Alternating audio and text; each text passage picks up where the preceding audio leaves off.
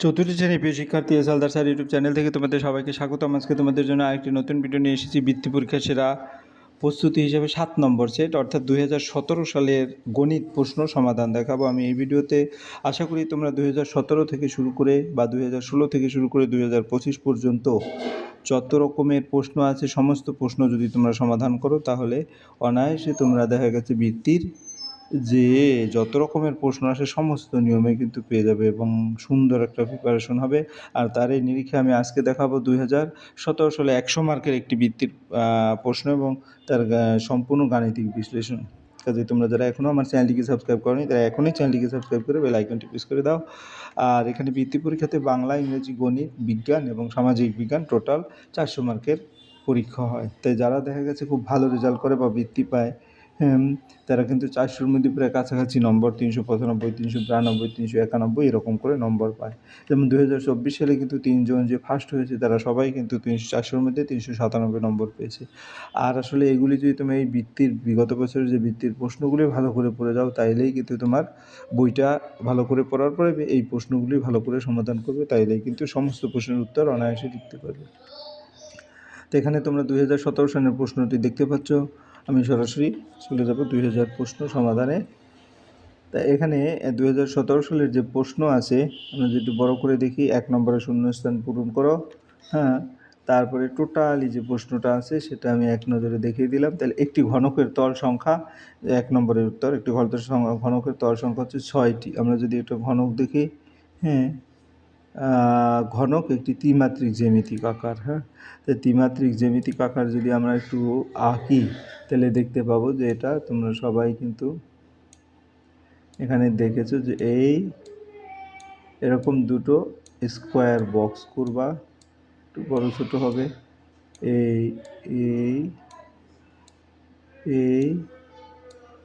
এটা আসলে টোটাল 6টা তল দেখা যাচ্ছে। কীভাবে 6টা তল? 1টি, 2টি, 3টি, এপাশে 4টি, নিচে 5টি আর এখানে 6টি। ঠিক আছে, উপর নিচ বাম ডান এই পাশে ও পাশ। ঠিক আছে, তাই টোটাল 6টি তল।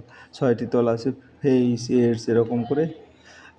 এরপরে যদি আমরা পরের প্রশ্ন যাই, পরের প্রশ্ন কি বলেছে? পরের প্রশ্ন বলেছে হচ্ছে 2 নম্বরের প্রশ্ন।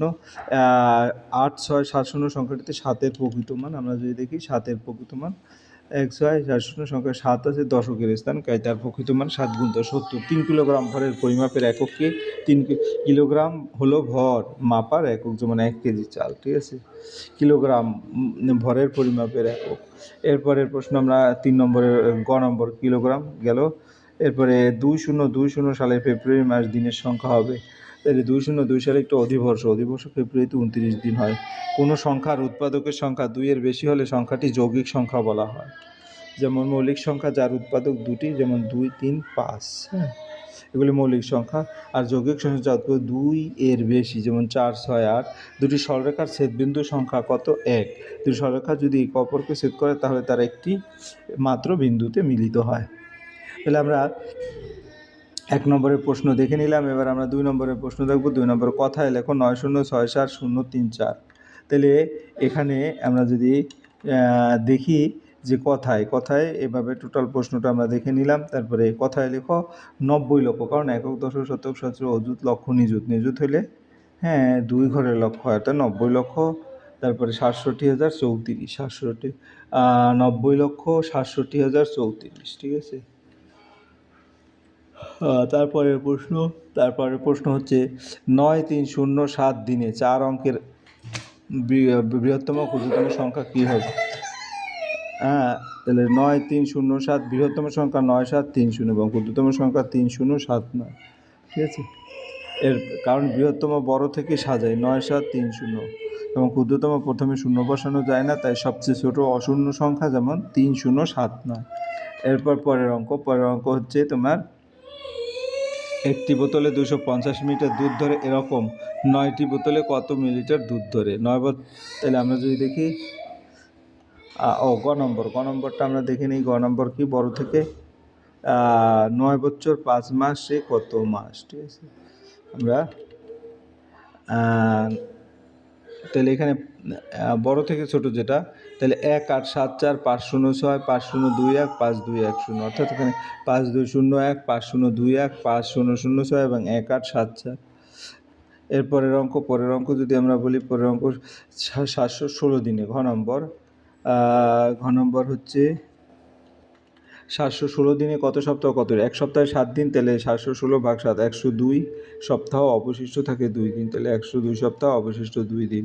এরপরে আমরা চলে যাব পরের অঙ্ক। পরের অঙ্ক কী বলছে? পরের অঙ্ক হচ্ছে একটি ঝুড়িতে 708টি আপেল আছে, 12 জনকে সমানভাবে ভাগ করলে প্রত্যেকে কত পাবে কষে দেখাও। 708 ভাগ 12 59, প্রত্যেকে 59টি আপেল পাবে। ভাগটা তোমরা ভালো করে দেখে নিবি। পরের অঙ্ক হচ্ছে 5609 মিটারে কত কিলোমিটার কত মিটার? 1 কিলোমিটার 1000 মিটার, 5609 ভাগ 1000, অর্থাৎ 5 কিলোমিটার 609 মিটার। এরপরে তাহলে 5 কিলোমিটার 609 মিটার। পরের অঙ্ক 3 দ্বারা বিভাজ্য হওয়ার নিয়ম লেখো এবং এত দ্বারা বিভাজ্য সংখ্যা 3 দ্বারা বিভাজ্য সংখ্যায় 3 দ্বারা বিভাজ্য হওয়ার সংখ্যার অঙ্কগুলো যোগফল 3 দ্বারা বিভাজ্য হলে সংখ্যাটি 3 দ্বারা বিভাজ্য। 9 দ্বারা বিভাজ্য সংখ্যা কি 3 দ্বারা বিভাজ্য হবে? হ্যাঁ, যে সকল সংখ্যা 9 দ্বারা বিভাজ্য তারা অঙ্কের যোগফল 9 এর দ্বারা বিভাজ্য হয়, তারা 9 আবার 3 দ্বারা বিভাজ্য হবে। ঠিক আছে, এরপরের প্রশ্ন আমরা 3 নম্বরে দেখি। 3 নম্বরের একটি আম গাছে 6045টি আম আছে, গাছ থেকে 4597টি আম পেড়ে নিলে আর কটা আম থাকবে? 6045 থেকে 4597, অর্থাৎ 1448, উত্তর 14। মোট থেকে পারা আম বাদ দেওয়া হয়েছে মোট। একটি 3 নম্বরের প্রশ্ন কি হচ্ছে? 3 মিলিমিটার সমান 1 সেন্টিমিটারের কত ভগ্ন? সামান্য ভগ্নাংশ, দশমিক ভগ্নাংশে 1 সেন্টিমিটার 1000 মিটার, 3 মিলিমিটার হবে 3/10, অর্থাৎ 7 ভগ্নাংশ 3/10 0.0.3। পরের অঙ্ক একটি পাত্রে 10 লিটার জল ধরে ওই পাত্রে 4 মিলিলিটার জল আছে, পাত্র সম্পূর্ণ ভর্তি করতে আর কতটা জল লাগবে? তো মোট ধারণ ক্ষমতা 10 লিটার, আছে 4 লিটার, তাহলে 10 লিটার থেকে 10,000 মিলিলিটার, 4 লিটার 750, 4700, তাহলে বিয়োগ করলে হবে 5250 মিলিলিটার, অর্থাৎ 5 লিটার 250 মিলিলিটার। পরের অঙ্ক হচ্ছে তোমার একটি দেওয়ালের 1/3 অংশ রং করা আছে, আর কত অংশ রং করতে বাকি আছে অঙ্কের ভাষায় প্রকাশ।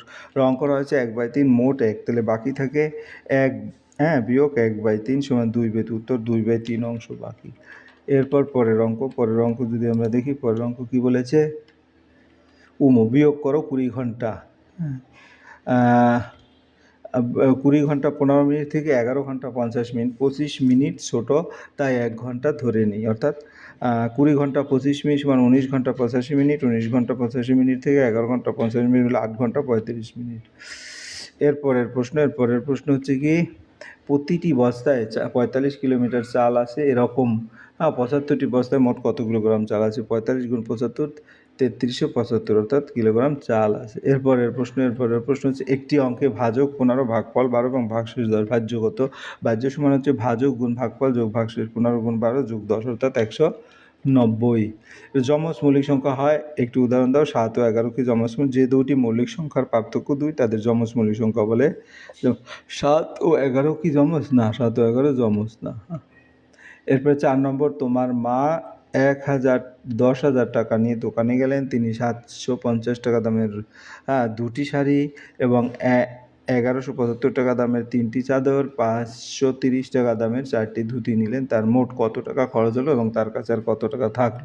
750 গুণ 2, অর্থাৎ 1500, এবং 1175 গুণ 3 3525, এবং ধুতি 530 গুণ 4 2120। তা মোট খরচ যোগ করলে 7145, বাকি টাকা 10,000 থেকে 7,000 2850, উত্তর খরচ 7145 এবং বাকি 2855। পরের অঙ্ক, তোমার বাবার 40 বছর 3 মাস বয়স, তোমার মা তোমার বাবার চেয়ে 5 বছর 7 মাস ছোটো, আর তোমার দাদু তোমার বাবার চেয়ে 27 বছর 9 মাসের বড়। তোমার মায়ের বয়স ও দাদুর বয়স নির্ণয় করো। তোমার বাবা মা ও দাদুর মোট বয়স কত? আমরা যদি এক এক করে দেখি, বাবার বয়স 40 বছর 3 মাস, মায়ের বয়স 5 বছর কম, তাহলে মায়ের বয়স হবে বিয়োগ করলে 34 বছর 8 মাস, মায়ের বয়স হচ্ছে 34 বছর 8 মাস।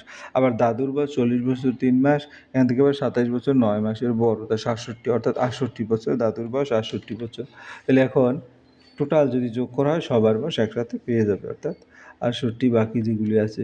এরপর তোমার বাবার গ নম্বর, একজন শ্রমিক প্রতিদিন গড়ে 540 টাকা আয় করেন। নভেম্বর ডিসেম্বর মাসে সে মোট কত টাকা আয় করবে? প্রতি মাসে সে গড়ে 9,575 টাকা খরচ করে। এই 2 মাসে তার কত টাকা জমবে নির্ণয় করো। প্রতিদিন আয় 540, নভেম্বর ডিসেম্বর মানে 30 আর 31 61 দিন। মোট আয় 540 গুণ 61 32,940। খরচ 1575 গুণ 2 3150। সঞ্চয় হচ্ছে 29,790 টাকা। উত্তর সঞ্চয় 29,790 টাকা। এরপরে সরল করো 65 থেকে যে সরলটা আছে আমরা যদি দেখি ধাপে ধাপে 60 ভাগ 5 12 থাকে, আর 12 যোগ 8 20, 20 থেকে 15 গেলে এই টোটালটা থেকে 5, তারপর 5 গুণ 2 10 হয়। 65 বিয়োগ 12 বিয়োগ 10 গুণ 291, তাহলে দেখা যাচ্ছে 65 বিয়োগ 582 অর্থাৎ 517 মাইনাস। এরপর পরের অঙ্ক হচ্ছে একটি ক্লাসে 54 জন ছাত্র ভর্তি, গড় বয়স 10 বছর 3 মাস, ছাত্রীদের গড় বয়স 10 বছর 5 মাস, ছাত্র ছাত্রীদের মোট বয়স নির্ণয় করো। তাহলে ছাত্র 54 জন, গড় 10 বছর 3 মাস, 54 গুণ 10 বছর 3 মাস, অর্থাৎ গুণ করলে হয় 540 বছর 162 মাস। 162 মাসে আবার 12 দিয়ে ভাগ করলে 13 বছর 6 মাস, অর্থাৎ 553 বছর 6 মাস। ছাত্রী 32 জন, গড় 10 বছর 5 মাস, তাহলে 32 গুণ 10 তাহলে 320 বছর, আর 160 মাসকে 5 দিয়ে গুণ করলে 13 বছর 4 মাস, তাহলে টোটালি 333 4 মাস। মোট বয়স যদি বলি দুটো আলাদা করে 886 বছর 10 মাস, ঠিক আছে। এরপর পরের অঙ্ক হচ্ছে তোমার 45 এবং 36-এর উৎপাদকগুলি নির্ণয় করো। এদের মধ্যে সবচেয়ে বড় সাধারণ উৎপাদক কোনটি? 45-এর উৎপাদক হচ্ছে 1 3, 5 9 15 45, এবং 36-এর উৎপাদক হচ্ছে 1 2 3 4 6 9 12 বা 18 36, অর্থাৎ উৎপাদক মানে যেটা দিয়ে ভাগ যায়। সাধারণ উৎপাদক হচ্ছে 1 3 9, তাহলে এই সর্বোচ্চ উৎপাদক হচ্ছে 9, কাজে গসাগু 9। এরপরের প্রশ্ন হচ্ছে একটি তরমুজকে সমান 15টি ভাগে ভাগ করলে তুমি খেলে তার 3 ভাগ, আবার দিদি খেলো 4 ভাগ, তোমার বোন খেলো 1 ভাগ, তোমার বাবা খেলেন 2 ভাগ, তোমার মাও খেলেন 2 ভাগ। কে কতটা খেলো এবং কতটা তরমুজ অবশিষ্ট করে তা ভগ্নাংশ প্রকাশ করো। মোট 15 ভাগ, তুমি 3/15, দিদি 4/15, বোন 1/15, বাবা 2/15, মা। তো মোট খাওয়া হচ্ছে তোমার 12/15, বাকি থাকে অবশিষ্ট থাকে। তাহলে 1 থেকে ওটা বাদ দিলে 15 থেকে 12 গেলে 3/15, অর্থাৎ 1/5। এরপর পরের অঙ্ক তোমার বাড়ি থেকে একটি স্থানে দূরত্ব 80 কিলোমিটার, তুমি বাড়ি থেকে রওনা হয়ে হেঁটে 1 কিলোমিটার 750 মিটার, বাসে 15 কিলোমিটার, 500 মিটার ট্রেনে এবং 60 কিলোমিটার বাকি রাস্তা রিক্সায় গেলে তুমি কতটা রিক্সায় গেলে নির্ণয় করো। মোট 80 কিলোমিটার, হাঁটা 1.75, বাস 15.5, ট্রেন 60 কিলোমিটার, মোট অতিক্রান্ত দূরত্ব 77.25। তাহলে 80 থেকে 77 অর্থাৎ 2.75, তাহলে অর্থাৎ 2 কিলোমিটার 750 মিটার। এরপরের অঙ্ক 5 নম্বর, একটি আয়তকার মাঠের দৈর্ঘ্য 6 মিটার, 75 মিটার, প্রস্থ 4 মিটার, মাঠটিকে বাঁশের বেড়া দিয়ে ঘিরতে কতটা দৈর্ঘ্যের প্রয়োজন পড়ে? আয়তকার ক্ষেত্রের পরিসীমা 2 গুণ দৈর্ঘ্য। প্রথমে সব কিছু একই এককে করি। দৈর্ঘ্য 6 মিটার 75 সেন্টিমিটার 6.75 মিটার, প্রস্থ 4 মিটার 54.50 মিটার। এখন পরিসীমা বের করি। পরিসীমা হচ্ছে 2 গুণ দৈর্ঘ্য যোগ প্রস্থ, অর্থাৎ 11.2 22.50 মিটার। এরপরে একটি বক্রতলের উদাহরণ দাও। একটি গোলকের তল হচ্ছে যেমন একটি বল, যে তল সমতল নয় বাঁকা হয় তাকে বক্রতল বলে। উদাহরণ বল, গোলক, সিলিন্ডারের পাশের তল। এরপরের অঙ্ক বিষমবাহু ত্রিভুজ কাকে বলে? একটি বিষমবাহু ত্রিভুজের চিত্র অঙ্কন করো। তাহলে আমরা যদি চিত্র অঙ্কন করি তাহলে বিষমবাহু ত্রিভুজটাকে দেখিয়ে নিই। যে ত্রিভুজের 3টি বাহুর দৈর্ঘ্যই ভিন্ন তাকে বিষমবাহু ত্রিভুজ বলে। তাহলে বিষমবাহু উদাহরণ 3 সেন্টিমিটার 4 সেন্টিমিটার 5 সেন্টিমিটার বাহু বিশিষ্ট একটি ত্রিভুজ। তাহলে এটা বড়, এটা ছোটো, এভাবে 3টি বাহু আলাদা করে দাও, সেটা একটা বিষমবাহু। এখানে কোনো 2 বাহুই সমান নয়, তাই এটি বিষমবাহু ত্রিভুজ। এই ছিল এই প্রশ্নের সামগ্রিক উত্তর বিশ্লেষণ। আশা করি ভিডিওটি মনোযোগ সহকারে দেখলে ফুললি প্রশ্নের উত্তর ক্লিয়ার বুঝতে পারবে, পরিষ্কার বলবো। ভিডিওটি দেখার জন্য অসংখ্য ধন্যবাদ। ভিডিওটি ভালো লাগলে লাইক কমেন্ট শেয়ার করতে ভুলবে না। আজ এই পর্যন্তই, ধন্যবাদ সবাইকে।